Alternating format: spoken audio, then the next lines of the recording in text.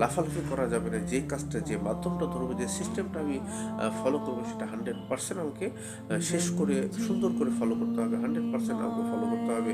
কিছুটা ধরলাম, কিছুটা ছাড়লাম, তাহলে এখান থেকে 20%, ওখান থেকে 20%, এখান থেকে 3%, 10%, এভাবে করে সারা দিন করার পরে দেখা যাবে দিন শেষে আমি কোনোটার ভিতরে সফলতা অর্জন করতে পারিনি, কোনো সিস্টেমটাই আমি 100% ফলো করতে পারিনি, এবং 100% বেনিফিট কোথাও থেকে পাইনি।